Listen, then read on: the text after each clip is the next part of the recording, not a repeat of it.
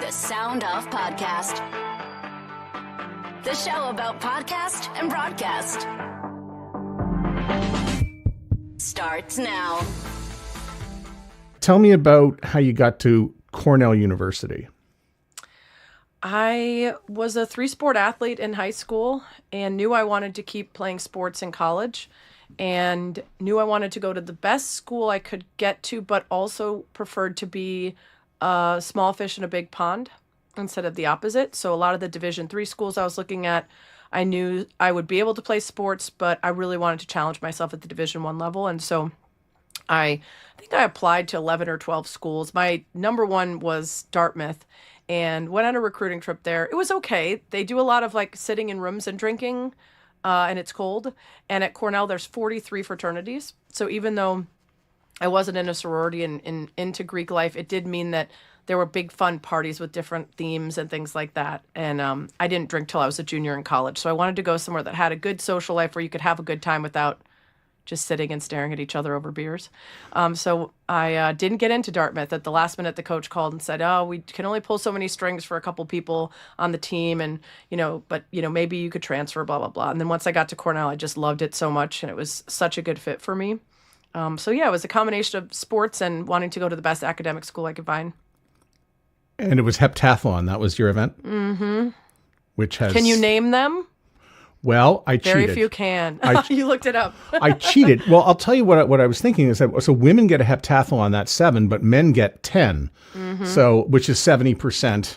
Yeah, some are arguing that women should do the decathlon as well. I, for one, am grateful that that wasn't the case during my time because pole vault is a part of it. And that is such a very difficult and specific event. Mm-hmm. In terms of one of my good friends in high school was a pole vaulter in college and the Olympics, and she was an all-state gymnast and hurdler. So she had the speed, but also the body weight and control and all this other stuff. And that would have been a tough one for a 6-foot lady, which is what I am. So you would also, I guess the other two that are missing, I'm thinking 1,500 meters is not there. No, thank you. And there's one other one I'm missing.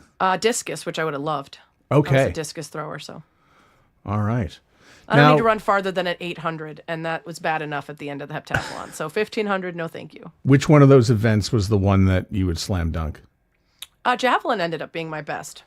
Javelin, hurdles, long jump.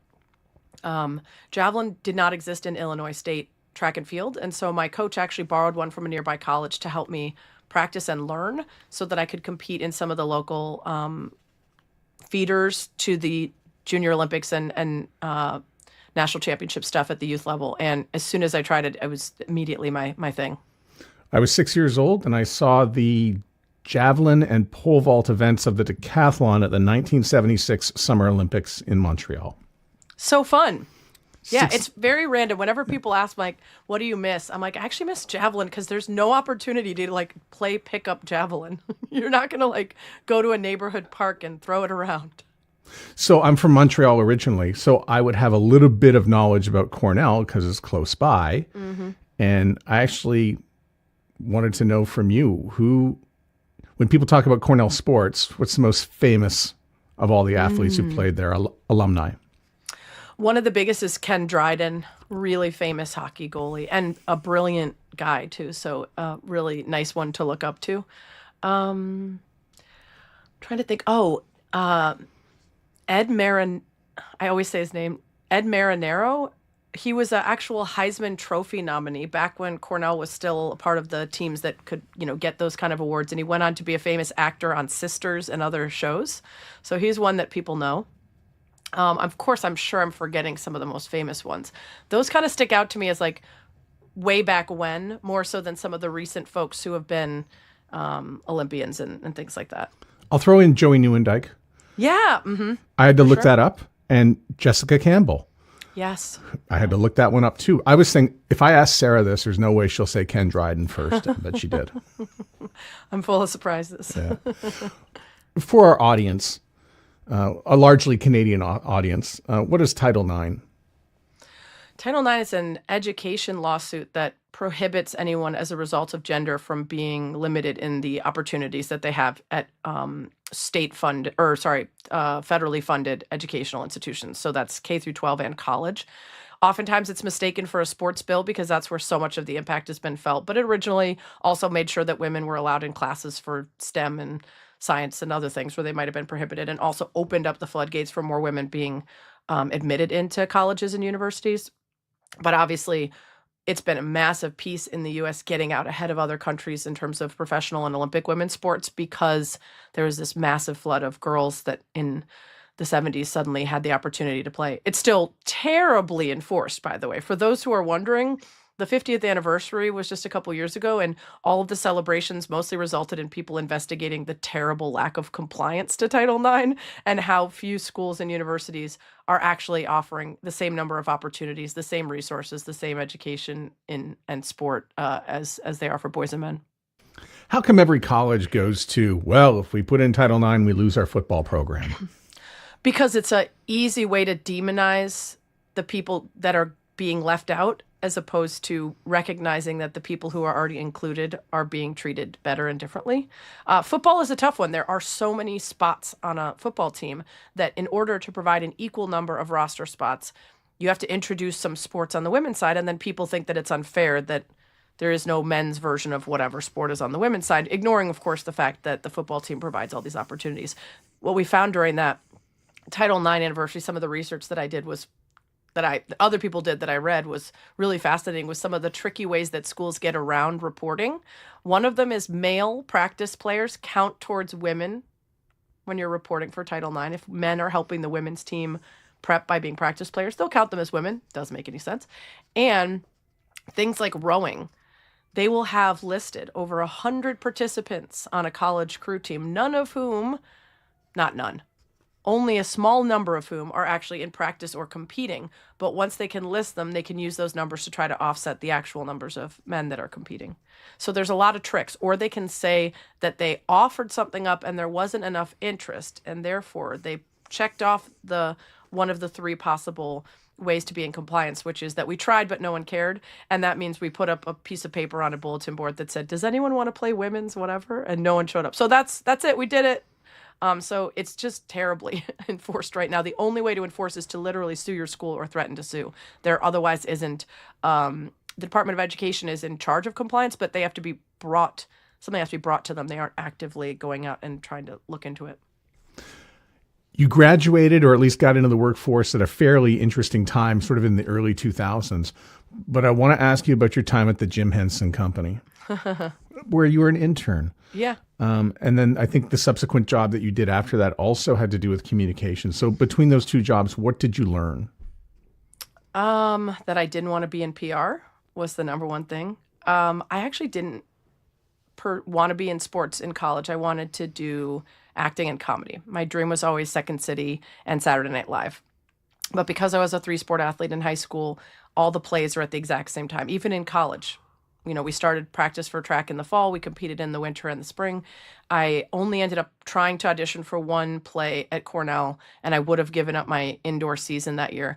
But it was Cat on a Hot Tin Roof. There were like 3 parts. So a senior who's not in the drama department is not getting the starring role. So that's what I wanted to do. So in an effort to convince myself to do something creative and adjacent and not pursue an impossible path of acting and comedy, I decided maybe PR, marketing, advertising, some of the creative communication side will scratch the itch of getting to learn about things and dive deep and understand them, which is what I've found so fascinating about acting and comedy, was inhabiting all these characters and learning about their lives and whatever. So the Jim Henson Company was very cool. It's on the old Charlie Chaplin lot in LA, and Paul McCartney was recording at the recording studio, and Chris Isaak, and so I would see them occasionally. And the end of summer party was wild. There was like an ice luge in the shape of like Miss Piggy that you took shots at. I mean, it was just like a wild fun, and it was right in the middle of Hollywood. But I didn't want to spend my life promoting somebody else's creative accomplishments or dream. And so that, and then I worked at Intersport, which at least was a nice little bridge to understanding the sports industry. But even when I was there, my brain still wasn't like, oh, I want to work in sports. It still was dead set. I'm moving to LA and trying to do the acting thing. So I guess what I learned is where I wanted to focus my energy and my efforts. Yeah, towards yourself. And I think this creativity that pops out of you in 2007, and you and the girls want to get together and go to the Super Bowl. And I think some of your friends bailed on you. And so did you auction yourself off to go to the Super Bowl with someone? It's kind of a long story. I'll try to make it quick. It's very often misinterpreted or with intention made salacious in a way that it wasn't. But yeah, my Chicago Bears, they weren't even done with the game yet, but they were about to win and make it to the Super Bowl. And my friends in LA that were Chicago fans were like, let's all go. So I bought a plane ticket. This is 2007, when like it's a lot harder to swap and get your money back or get a refund. So now I'm in the tank for that flight. A friend of mine from Cornell says they live near Miami and I can stay there. And I'm like, all right, guys, we're going. And then one said, oh, I think I'm going to stay in LA. One said, I'm actually going to fly back to Chicago and watch with my family. Another said, I can't afford it. So now I'm like, okay, I'm by myself. I'm going to fly down there. And then I start looking at tickets and I'm thinking, because I'm poor, just moved to LA, make no money. I'm thinking this will be an expensive ticket of about $500, which I don't have. No, more like $5,000 if you've ever gone looking for a Super Bowl ticket. So I realize there's no way I can afford it. I'm talking to my boss at Fox Sports, not one of my bosses. And I'm like, hey, are we covering the game? Do we have any need to send anyone? Like, no. Talking to someone else in that same room. And he's like, I told them, Screech from Saved by the Bell, this is the literal origin story, had put his house he'd made a website telling people his house was going to get foreclosed on, and would people be willing to send him some money to help, and he would send them like a signed shirt or something. And I was like, I wish I could be like Screech, where I just like put something on the internet. I was like, I really want to go to the game. Will everyone give me $1? And I was like, but I don't have search engine optimization for how people would find it. Nobody knows who I am. Nobody cares about me. Why do they care if I go? And this guy I worked with, George, said, why don't you go on eBay? I was like, like he was thinking, go on eBay and try to search for tickets or put up something. And I was like, I dressed as a Chicago Bears cheerleader for Halloween that year. My best friend was a tiny little blonde. So she was a football player and I was the cheerleader. Ha ha, that's the bit. And I had written a Chicago Bears Super Bowl shuffle poem for one of the big sports blogs, which back in the day, for those who weren't around that time, it was the wild, wild west of misogyny on sports blogs. If you wanted to read them, you had to accept that it was going to be a lot of hot chicks along with your sports and a lot of misogyny. But I had written this blog, this new version of the Super Bowl shuffle for the Bears, and attached my photo as the Bears cheerleader and said, this is a huge Bears fan. Will you post my poem that I wrote? And the way the internet responded to me, I was like, oh, the internet thinks I'm cute. Like, that's nice. I'm always trying to make people laugh much more so than trying to be cute. I'm very tall. I'm very sarcastic. I'm not used to being a girly girl and whatever. And the response was both jarring and kind of nice. I'm like, oh, maybe if I take the photo from the Super Bowl or from the Halloween outfit and I post on eBay, I'll be your date to the Super Bowl. But then there's no purchase amount. There's no buy date. I just take that and I send it to a bunch of newspapers and radio outlets. And I say, look at this crazy girl. Somebody should send her.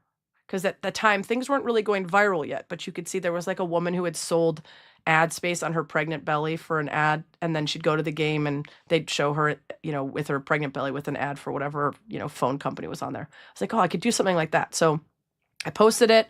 I sent it to about 5 stations in Chicago, 5 in LA, a couple websites, went to bed, woke up, and I had over 1,500 emails. And I was like, oh, what have I done? And it had gotten to the New York Stock Exchange instant messenger, and all the guys were, oh, someone take this girl to the game. And it had gotten to Chicago, and I started getting all these emails, and I started going on the radio stations and talking about it and trying to explain, I'm such a huge fan of football. This is not salacious. This isn't, I'm an escort. I'm not a hooker. I want to go to the game. I'll sit on a popcorn cart in the back, and all I hear is how corporations will send people that don't even want to be there to glad hand. Or maybe I could go instead. And then Axe Body Spray, the agency that worked with them, reached out and said, we think that this is great. We are always saying Axe gets guys the girl. So we want you to flip it, and you get to pick a guy from any of them that submit and take him to the Super Bowl and show that a guy would do the exact same thing. They would put themselves out there. They would talk about why they love the team in order to get picked. And it's really just about you being a big fan. So found a guy, picked him, told Axe I need to bring 2 of my girlfriends, though. I don't want to go with the guy alone, and they'll be sad if I don't take them. So I end up getting 4 tickets, flights, credit card, car service, hotel room. I got a free trip. And then they ended up getting runner-up for campaign of the year for ad equivalency for the amount that they spent, which was maybe $18,000 for over $2 million of placement in a variety of different magazines and spaces talking about the campaign. And I also did all those interviews, kept the information for all the program directors and hosts I spoke with so that I could follow up with them later and tell them I wanted to work in the business and I'm not a bimbo escort. I'm just a big fan who thought I could think of a creative way to get there. And some people still, all these years later, will come in, aren't you the hooker who did this? And I'm like, no, you could see it that way if you want. It was just a big fan trying to think of a creative way to get somewhere she couldn't afford. It's incredible because you know how many radio stations there are in America, and every one of them sits around all day trying to think something like that up in order to win the next ratings book. And, sometimes it really just takes a press release, and you put it out there and kaboom, you're off and running. A press release and a website generally. Right. And you need some sort of tangible thing to go look at. And I'm fully telling you how naive I was about both the internet and the world, and like, oh, they'll get it's me though. And I'm just like a big sports fan that wants to go. And it's like, no, the world definitely thinks that you're just, an easy girl. You're a gold digger. And I'm like, oh, I didn't really think that through. I thought it was being creative and funny. And so that sucked. I guess I should have seen it coming. I certainly would now. I'm much less naive to the world than I was at that point. Well, the bad thing was the Bears lost. But they sure did. But I got to see Devin Hester return the opening kickoff for the first time in Super Bowl history. And that's one of the happiest I've ever been in that exact moment before things went downhill. Well, what about the Prince concert in the rain? It's one of my lowest moments. I didn't want to miss any of the football games, so the only time I left was during halftime to go to the bathroom and get concessions. And my now husband, who I did not know at the time, was also at the game, and he never lets me live that down. He always talks about how the Prince halftime was one of the greatest things. There's this documentary where they tell Prince, it's going to rain. We're worried about it raining for this. And he said, can you make it rain harder? And then absolutely crushed it. And I missed the whole damn thing because I was too much of a football fan. The exact opposite of what everyone was saying about me on the internet. I can see you there. Minneapolis, I'm out of here. Yeah, he's not from Chicago. No, I was a complete moron, and I missed one of the most epic Super Bowl halftimes of all time so that I wouldn't miss any of my team, which lost. And then you went on to work in Chicago, whether it was like, WGN, some famous call letters, both the TV and the radio side. You did Tribune. These are all famous Chicago names and things and places where you work. So I got to ask about Chicago. What makes Chicago such a unique sports market? Yeah, I went back to Chicago to start my real sports career when I was leaving FS1 from behind the scenes and trying to do on camera, in part because it was where I grew up. So I was like, if I'm going to start and I'm a little late to the game because I didn't know this is what I always wanted to do, I should start where I know, all the Bulls from the 90s and care about the teams that are there. The thing with Chicago is, and this is a tough time to ask me because we are currently operating like a small market despite being a giant market. All of our teams suck. None of them are spending enough. They're all enjoying the fruits of people showing up even when they don't perform and not doing enough to fix that. So I'm a little bit frustrated with my men's professional teams and even the women's teams that usually get us off the hook a little in the Red Stars and the Chicago Sky did not have good seasons last year. But it is ingrained in our identity, and it is such a respite from both the weather and the sort of, I think, blue-collar feel of the town. It is a massive town, but it feels so vastly different from, say, New York or LA. It is not sceney. There's like 5 people in Chicago who want it to be sceney and are like trying to go to the hot places and like create a culture of that. And everyone else is like, yeah, we don't care. We just want to watch our teams, go to great restaurants, absorb all the culture, be out on the lakefront, use the water, use the weather when it's nice out. If it's a nice day, half of Chicago is outside. And so when we have things to rally around that are part of who we are, which is what our sports are, you'll find very few people that will brag about the city more than Chicagoans will. Like, very few people love their city as much as Chicagoans love being from here and talk about being from here. And a lot of that is this dedication to our sports teams, which get us through the winter and, bring us together. And we don't have the Hollywood industry like Hollywood does. We don't have the sort of melting pot, same kind of feel of New York, of international flavor quite the same way. What we have is our own, personal history.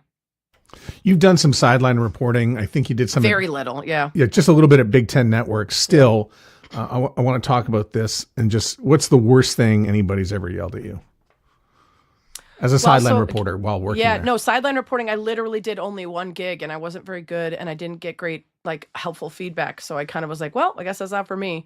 Nothing really. I'll tell you, one of my biggest, not even big mistakes, but I was trying to talk about this statue that the Illini players rub on their way out onto the field, and I completely used the wrong number for how many tons it was. And literally, like, a person tweeted and was like, "Are you kidding me? That number is out of control. That is not what it weighs." And I looked at it, I was like, "Oh, I totally said that wrong." And I was mortified. I was like, "Oh my God, I made a mistake on television." And it was such an interesting early lesson for me to be like, nobody really cares as much as you do. It's okay if you make a mistake, but also that I'm a numbers not a numbers fan. I'm a word girl. If you put words in there, they do magical things. If you put numbers in, I can see the gears coming to a halt. So I try not to talk about unless I've got the numbers in front of me, or I try not to, overdo it on stats because it's just not how my brain works. So Erin Andrews, when she was working in Tampa, she would get yelled at and barked at from the crowd. And John Tortorella just turned to her one day and said, "You got to toughen up and develop a thicker skin." And that sort of seems like, asinine advice, almost like giving permission to people to leave nasty comments and say stuff like that. Yet you still gotta. Right. Yeah. I'd be curious if she reacted and then he said that, or if he presumed that her skin wasn't thick enough. Because an interesting thing that I found in being a connoisseur of the clapback, which I do a lot less now because on Twitter, the people with blue checks make money if you engage with them. So they're just trolling looking for that, and half of them are bots. And also because I'm just older and I don't really want to waste my life engaging with people on the internet who are wanting to get into fights. But back in the day, especially when I was trying to prove a point about who I was and who women in this industry were, I would really engage intentionally with certain people in order to shout down wrong-headed ideas that they were repeating or expose people for the kind of treatment they were giving me simply for existing in a male-dominated space. And the thing that I learned was that people would always tell me, "You need to have a thicker skin," or ignore it. And I would tell them, "I have a thick skin. That's why I'm still in this business. That's why I'm responding to these people. That's why I'm being an example for other women, that they're not the only ones getting this. That's why I'm using these as an example to show people that you don't have to spend all day digesting garbage without ever being allowed to say anything back." And so the idea, I think, is always that the person who's the victim of the thing has to do the action instead of having a bigger and better conversation about why they are, being treated the way that they are. And so the PSA that I did called More Than Mean was an attempt from the guy who thought of it and those of us who participated to be more visceral in the way we showed people what it feels like to have people say awful things to you on the internet and sit behind their computers, by having actual men have to sit unsuspectingly and read these things aloud to our faces in person and recognize how different it feels face to face with someone to say those things. I think that video and that intention was to have people stop thinking of it as like an inevitability and realize that someone is choosing every single time to like type those things and say those things and send that vitriol. So for those who want to see what that's like, I've posted it on the episode page at soundoffpodcast.com, provided, of course, I can embed it and find it, of course. Yeah. Watch the language if you're watching it in public. It's got some "see you next Tuesdays." Tell me about the time at ESPN with all the shows. We can't go over every show that you've done and worked on, but tell me about some of your favorite people that you've got to work with at ESPN or ESPNW. Oh my gosh, so many. Jamel Hill's my career fairy godmother. When I would go do the ESPNW summit when I was first starting out, and I was just behind the scenes writing and then doing updates for local radio in Chicago, so coming on every 15 to 30 minutes with, the Cubs play the Reds tonight at 7 p.m. and yada, yada. I didn't host any shows yet. She saw me on stage very briefly doing something. And she's like, "Why aren't you on TV?" I was like, "Oh, I just haven't done enough TV. I did like a local Chicago WGN show, but they don't have enough proof of me being able to do it to give me a chance." And she said, "Well, the next time I'm off my show," which was at the time called Numbers Never Lie and eventually became His and Hers, "you're going to fill in for me." And I was like, "Okay, sure." And then maybe 2 months later, her producers call, "We're flying you out to Bristol. Jamel said you'd be great." And that was my first big TV thing. I had done SportsCenter once before that, one hit for the Blackhawks. It was my first time hosting. And after that, Oberman, E60, SportsCenter, all these other shows came calling. So all I needed was that proof of concept. And Jamel was the one who saw it and gave it to me and continued to open the doors for a lot of women at the company. So Jamel's one of my favorites. Dan Le Batard did such a great job of looking across the network and saying who wasn't being used right, and or maybe just had a little bit of a spark and was funny and creative and different that he could bring into the wild and wacky world of the Dan Le Batard show. Based out of Miami, tons of personalities, very funny, very quick, very different from the average show. And the first couple of times they had me, it was to talk about things like Ray Rice or Floyd Mayweather, crimes against women, serious topics. And I was good at handling those things, but I said to them once, everyone and your audience is going to hate me because they're going to be like, oh, Sarah's back to bring the mood down. So they decided to fly me down once to do a co-hosting, which is what they would do sometimes. They would bring someone from ESPN to fill in for the whole show and just hang out. And it was such an immediate fit that I became a part of their orbit and became the commissioner of the Grid of Death, a nickname I still hang on to. And the big thing I learned from Dan, a million things I learned from Dan, but one of the biggest is he's a multi-award winning, amazing radio host, writer, all these things. And he was willing to admit when he didn't know things, and he was willing to let it just roll off his shoulders. Sometimes in the middle of a show, they'd be talking about some Memphis Grizzlies game, and he'd say, all right, how many people in the room know the name of the Memphis Grizzlies coach? How many people? And he would just break this fourth wall in sports, which is this belief that we need to know everything all the time. And it's not possible. And as a woman, anytime I would make a mistake, it would feel like I was letting down my entire gender. Like literally people would say, this is why women shouldn't if I said or did anything wrong. Meanwhile, men could make mistakes all the time. And, oh, he just misspoke or he didn't, And watching Dan be able to make a joke of it and just acknowledge we don't know everything really freed me up to be less defensive when I made a mistake and to be more free about trying things and not worry so much about messing up. And just the way that they interspersed humor and comedy with sports was like what I had always wanted to do coming out of Second City. And then I would say Anthony, I don't know why I called him by his proper family name. I'm not yelling at him from the kitchen. Tony Reale, host of Around the Horn, and Josh Bard, associate producer. Those two guys are still close friends to this day. I loved working with them. I loved their openness to getting women's sports into the show. Tony and I had such a rapport of being able to drop a reference and the other one pick it up and keep it going and hand it back. Just quick and funny and smart and thoughtful and created a real family at that show. Julie Foudy's amazing. I mean, there's Elle Duncan is amazing. There's so many amazing people. I had some really great producers. Just, yeah. But those three, I think, kind of stand out to me. So I probably know you best from anywhere inside that ESPN ecosystem where I could listen on the radio, whatever TSN will present to me in Canada, which is generally around the horn. Yeah. And so I look at and think about the prep that goes into a show like that. So what happens before the show to get everybody to compliment one another? Yeah. So we have a show doc that gets sent in the morning that we're supposed to sort of read on our own and go through the biggest topics of the day. And it includes stories about those things so that if we aren't as informed as we should be, or if we want to hear some opinions on it, we can kind of get a feel for what the conversation is. What are people saying about the end of this game or the trade of this player or whatever? Then we hop on a call. Usually all the participants are on it, not always, but usually it's Tony and the producer. Well, Tony's usually listening in the background, taking notes, not participating, but the producers will lead us through each topic, kind of get a feel for how everybody thinks about it. Maybe even someone says something and they're like, ooh, actually that should be a follow-up. Or maybe it's really boring and we're like, oh, let's keep this one short or move it into the C block or whatever and put something else at the top. And then also people could sometimes suggest, hey, did you see there's this thing going on? Can we throw this in the C's or can we find a spot for it? Then Tony, by listening to those calls, would sort of be able to pull out and understand what people were going to say and bring, what their argument might likely be. And then that way he could tee them up and very smartly and wisely using his understanding, which is practically encyclopedic of what's going on in the sports world that day, make sure we got all these different perspectives and then play people off of each other. Another fun thing about that show is he really got to know the panelists well enough to be able to say, Sarah, I know you're a big fan of this, and this person talked trash about it. I remember during the World Series, Cubs and Indians, now Guardians, Bill Plaschke, giving this rant about how the Cubs were down 3-1. It's over. Blah, blah, blah. The Cubs are never coming back, yada, yada, yada.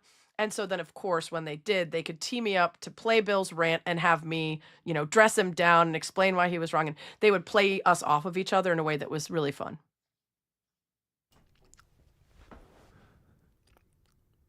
Well, let me ask you a sec here.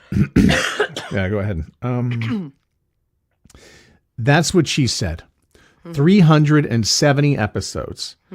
And I started this podcast so I could help broadcasters be better.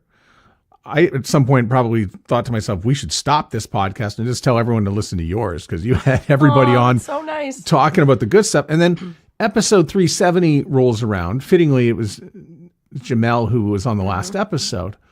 And I said, this show can't end. I haven't had Sarah Spain on my show yet.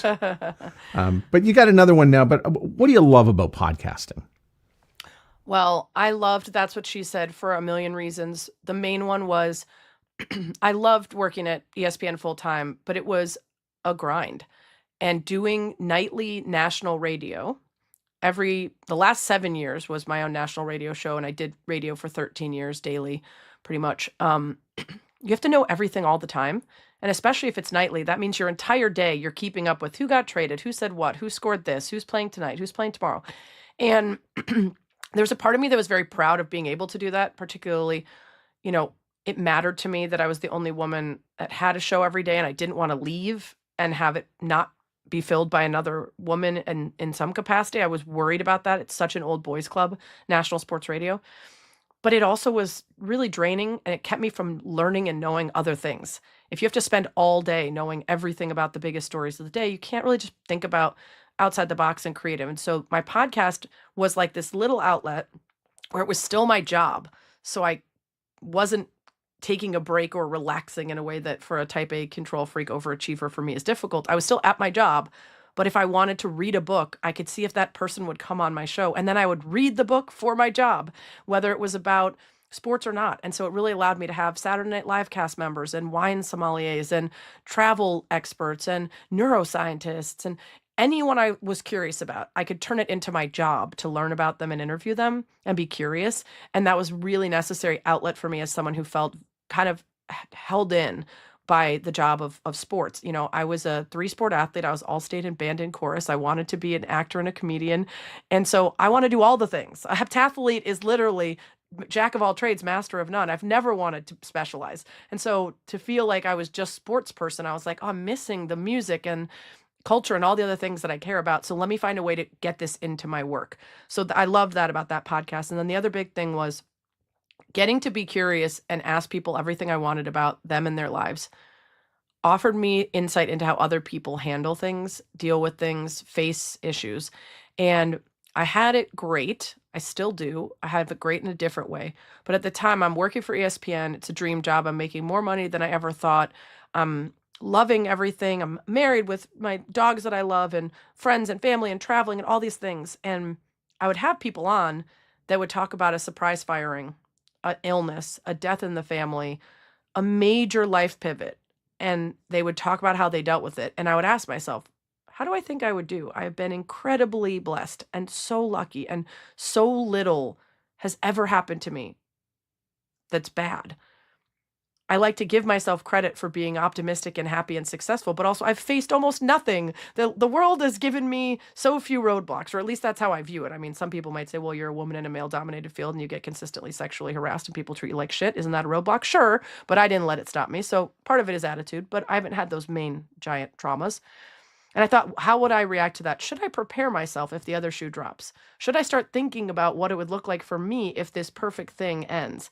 And I was very suddenly and without warning moved to part-time at ESPN due to no longer their executive who tried to outright fire me, and then a bunch of people fought for me to stick around and kept me at the company. But it disrupted this path that I thought I was going to be on, where I just kept going up and getting the things I wanted. And if I hadn't had the podcast and had those conversations with people, I think it would have really shaken me in a way that I wouldn't have been able to deal with as well. And not just the questions about neuroplasticity and happiness and dealing with triggers and redirecting your mind to see the positives and all those things, but just in general, talking to people about their lives prepared me for that moment so that I could say, okay, how will I choose to respond to this instead of just being overwhelmed by it? But I mean, there were a million things I learned from that. You were also a minority owner of the Chicago Red Stars. Yeah. What did you see that made you want to get involved with that? Well, a million things. I always want to put my money where my mouth is. If I'm going to be pushing for women's sports to get better coverage and more media attention and investment for most of my career, which is what I was doing at ESPN for ESPNW alongside my other gigs, that I should, be willing to stand by that myself. I wanted to learn more about the business side. I wanted to be a part of seeing that interaction between the quote unquote the man, which is the owners and the people in charge, and then the players who I'm usually advocating for.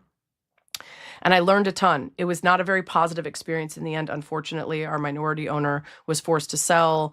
Our coach is literally banned. There was so much behind the scenes that we were not privy to. There was so much we should have been told before we bought in as owners that in theory we probably could have a lawsuit about it, but nobody wants to spend our money on lawyers and drag that out. But the positive and the way I spin it is essentially like it was a MBA class, right? It was like going, maybe not just a class, a whole couple years, you go and you learn how the business side works. It gave me a lot of confidence going into spaces with people that maybe I would have otherwise thought I shouldn't be in a business kind of setting with, just being a sports talent. And it has introduced me to a ton of people in the NWSL and other leagues. So now I'm part of Angel City Impact Fund and able to work with their ownership group and the folks that work over there to continue to try to improve the space and make women's professional sports better from the inside, just from a different angle now. So you talk about podcasting and the curiosity, and as you're talking about your show, I know the episodes you're talking about, as you're rattling it off, but I've always wanted I've always wanted to have this conversation with somebody because I have questions about women's sports, and I don't think I could have it with anybody but you because you've got the MBA at this. So how is it possible that I can't find enough women's sports on TV when there are stations like Fox, who, back in the day, they would fill it with the best damn sports show, period. Right. We've got TSN and Sportsnet in Canada that will just play the misplays of the day. And I'm like, can't we fill this better? You've got Peacock and CBS has a streaming thing and there's a stream. Why is there not more women's sports in front of my face? Well, I'll say in Canada was fascinating for me. So I hosted the first ESPNW Summit in Toronto 2 years ago, and then I hosted it again last year. And I was so excited that the difference from 2 years ago to last year was monumental in terms of, the WNBA preseason game in Toronto, and then the team being awarded there, the NSL's Northern Super League that's launching and starting up, the PWHL. The first time I was there, the conversation was mostly about how Canada needed to catch up and had so few professional opportunities and really didn't understand the space the way that the US did. And then the second year it was, here's the things we've done since. And I was like, progress. So for Canada specifically and the rights packages, I can't speak to that. But what I'll tell you about the US and just in general is I think the biggest problem is the people in the biggest decision-making positions are using antiquated data sets. They are not putting the time and effort into understanding the economic opportunity of women's sports, and they're using subjective and dated views on what the product is and who's watching it. There are now massive data sets that are available from Sports Innovation Lab, from the Tucker Center for Girls and Women in Sports, from Wasserman, from Women's Sports Foundation, that will tell you about, viewing habits, purchasing habits, brand affinity as a result of affiliation with women's sports, all the numbers that you need to take into those offices to convince people that it's a good investment and that it's something that they should buy the rights to. And unfortunately, a lot of those people at the top are still just going to Super Bowl parties and going to NBA All-Star Weekend and not going to WNBA All-Star Weekend and not taking the meetings, not making sure that their sales staff is up to date. When I was pitching stuff to ESPN, the sales team would often say, we can't sell this. And then I would tell them, I can get you 6 companies on the line right now that are investing in women's sports and looking to sponsor. Are you talking to them? What part of this do you not know how to sell yet? And so for me, it's the divide between the people who are in it and know it, and then the people on the outside who are not doing their due diligence and their job to know that the product is there and great. Because what we've seen so many times is these little spurts where it breaks through despite being held back. U.S. women's national soccer team, WNBA this year, these opportunities where, and I've done full speeches on this to places where they don't understand that things are held back with intention, and then the product is blamed. They'll say, oh, well, nobody wanted to watch it. And then you'll say, oh, well, did you know that actually women were banned from playing professional soccer in England for 70 years?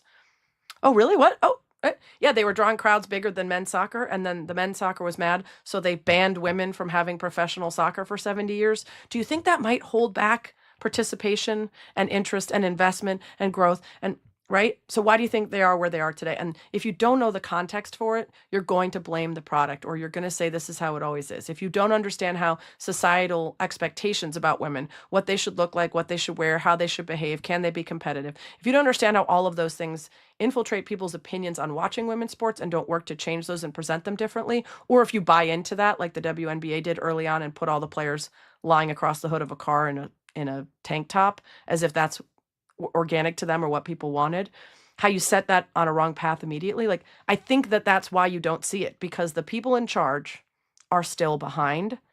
And thankfully, there are streaming opportunities, and then there's social media, which removes some of the gatekeepers that have gotten in the way. Social media is terrible, but it also means that there isn't a middle-aged, white, straight, predominantly, which is what most of them were, program director, editor, person in charge who got to decide whether we should be interested in it or not, and said, nope, we don't need that on SportsCenter. We don't need to pay the rights to that. We don't need to write a story about that. We don't need to talk about that.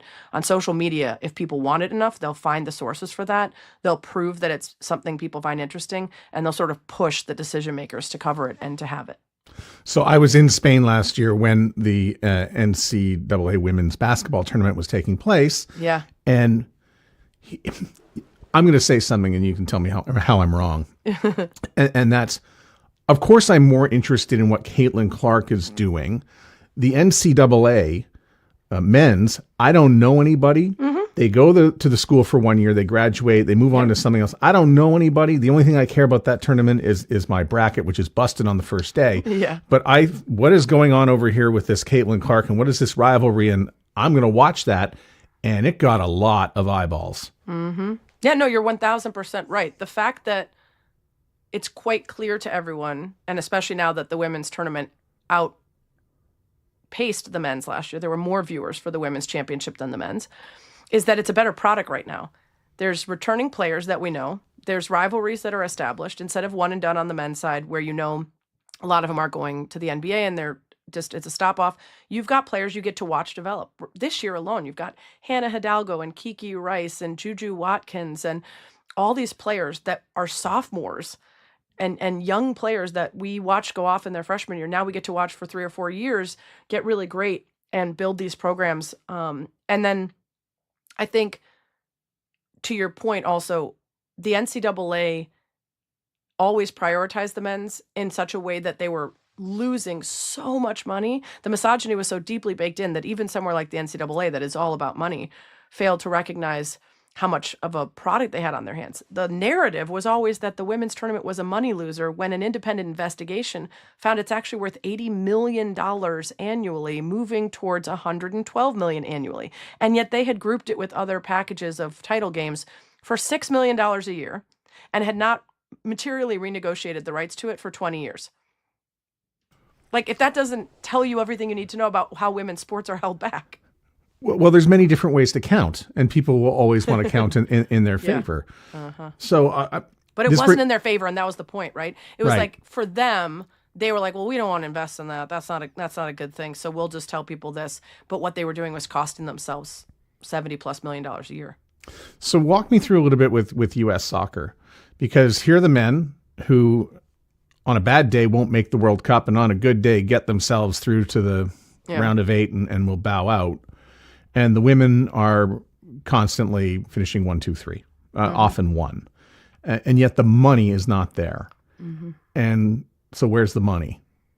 Well, thankfully, where did it go? Because of equal pay and the fight that took years, and shout out to my friend Becca Rue and the players who were part of it, but that was the most perfect example of how things go wrong, because it's a federation. And a lot of people, I think, have problems conflating a for-profit league with a non-profit confederation or federation. So WNBA, no one's asking for them to make the same money as the NBA. Not the same product, not the same, money, not the same. What's the word I'm looking for? When you make money? Profit. Thank you. Not the same company, not the same profit. They are looking for the percentage of money made to go a little bit more to the players than it is right now, but there's no argument there. With soccer, it was a federation, nonprofit, dedicated to the growth of boys and girls, women and men, and their youth programs and adult. And yet the men were flying better, eating better, having better resources, making more money for their games, and sucking. So it was the perfect example to use to fight for equal pay, because regardless of outcome, they should be given the same resources, no matter who's better. But because the women were better and bringing in more money and selling more tickets and all that, it was especially egregious that they were still being treated poorly. And thankfully, now that that model exists, a lot of other countries are using it. A lot of other leagues are trying to use it. It's similar to what we talked about when we started with Title IX. It's, if you can get away with believing that boys and men are always more deserving, you'll just do that until someone catches you. Yeah, I had something go through my mind where it's like, okay, if you're FIFA, if you buy the men's tournament, you've got to take the women's one too. And then I thought, nah, don't do that, because, again, those salespeople who don't want to sell it won't sell it. Well, they used to do that. This is the first time I think they're separating the rights for the TV side. And so Netflix is in on it, and it's an investment that they are focused on because that's what they care about. There's a really great, I think Sue Bird mentioned this forever ago in talking about early days, they bundled the WNBA advertising and sponsors with NBA. It was a good idea because they basically said, if you want NBA, you have to do some of this new league we're introducing. But a lot of the companies didn't do any research. They didn't look at different demographics. They didn't try to appeal to a different market. They just put the same thing in, and then they blamed the WNBA for it not working. And so the same goes for anything like, FIFA or the rights to World Cups, is you have to understand in what ways the product is different, in what ways the people watching are different, and then lean into that. And then you'll see, which so many companies that have had great success on the women's side have, if you do the work, you get a massive payoff because the buy-in is so much less expensive now. And no one's like, oh my God, I'm so grateful to Bud Light for supporting the Super Bowl. If it weren't for Bud Light, I don't know if it would happen. But people are saying, oh my gosh, I'm so glad that Michelob Ultra is a sponsor for the NWSL and keeping them going. That's what we need. I'm going to drink Michelob Ultra. That is actually a thought process that a lot of supporters of women's sports go through that doesn't happen on the other side. The brand affinity thing is completely different. You're partnered up with iHeart, and you've got one of the bigger podcasts on the network, but there's a whole lot of audio that is now coming out. And I love the push into audio, especially in the podcast space where all they do is talk about video. But tell me about the Women's Sports Audio Network. Yeah, so it's an attempt to push back at one of the biggest issues, which is inventory. There's been research for years that only 4% of media coverage in sports is for women's. It is now 15% in the latest study. But one of the things the study uncovered was that particularly when you have things like 162 baseball games for every single MLB team, the inventory that you have to air and talk about and discuss is just not there on the women's side. And so streaming platforms are helping with that because they're not fighting for linear TV rights. We can still find them and watch them, even if they aren't beating out the NBA in terms of what a channel wants to put on. But also pre and post game, shoulder programming, the kind of things that exist across the board for men's was not in existence for a lot of women's sports, podcasts about the leagues and the teams and the players. And so by introducing this, it's a whole bunch of new content that allows sponsors to put money into the space, that allows fans to engage with the players, the coaches, the stories, etc. And in addition to the podcast that I'm doing, Good Game with Sarah Spain, I also do 3 women's sports updates every single day that run across all 500 iHeart radio stations. The goal there is for the average person who's driving in their car listening to Dua Lipa to suddenly hear about a big game between LSU and South Carolina on Friday night that they otherwise wouldn't know about. And we've been doing that for men's sports for the entirety of my existence. Sports, traffic, and weather. And when we said sports, we meant men's sports. It's opt out, not opt in. We're going to get it whether you want it. And now we're trying to do that with women's sports, where if you're just driving along, you're going to learn about the PWHL and Unrivaled and things like that. What is Deep Blue Sports Entertainment? So Laura Correnti started this. She worked at, I want to say it was called Big Spoon or Giant Spoon, sports marketing and connecting brands and events and products and people and leagues and things for a long time, and then spun off Deep Blue to focus on the women's side. She was the one who kind of was thinking, I'm looking at a lack of inventory and a lack of content to pair with the sponsors that I see that want to be involved in this space. So she throws events and conferences in addition to masterminding and partnering with iHeart on this iHeart Women's Sports Network. You're co-authoring a book. Yeah. Who are you co-authoring with? Who are you co-authoring it with?